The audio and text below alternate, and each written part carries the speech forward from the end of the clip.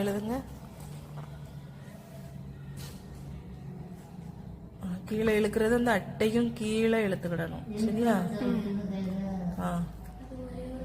பிடிச்சிக்கோ. கை வந்து அசையக்கூடாது. இந்த விரல் மட்டும் அசையணும். இப்படி விரல் மட்டும் இப்படி அசையணும்.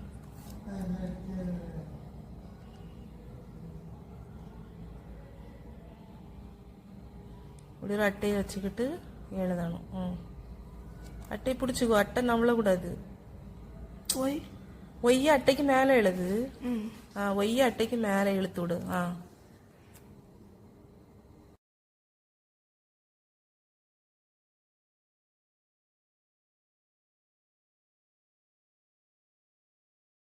இப்போ அட்டையை எடுத்துட்டு எழுதி பாரு. எடுத்தாச்சு. இப்போ லைனில் இருக்கா? இதே லைனை திருப்பி கை வந்து நவட்டக்கூடாது. என்ன விரல் மட்டும் அசையணும்.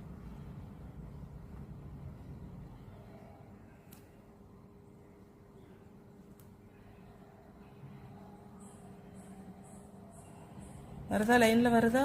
வரல. கை விரல் மட்டும் அசை.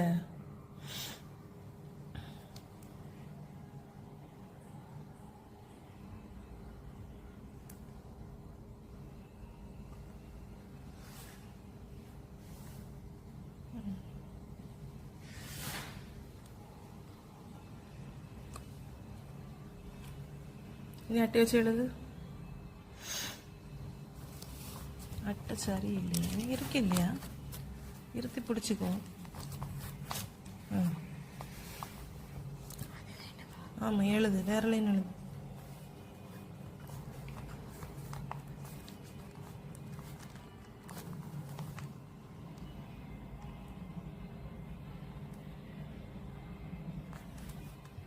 இப்படிதாங்க நம்ம எழுதணுன்னாங்க. ஸ்ட்ரெயிட்டாக எழுதுறதுக்கு கட்டியான ஒரு பொருளை கீழே வச்சு அதை அசையாமல் நம்ம கையை வந்து அடிக்கடி எழுதி வச்சுக்கணும். விரலை மட்டும் மேலேயும் கீழேயும் அசைச்சு நம்ம கொண்டு வந்தோம்னா அந்த எல்கையிலே நிற்கும்.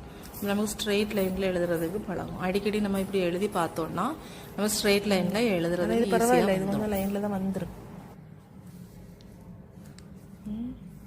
பரவாயில்ல.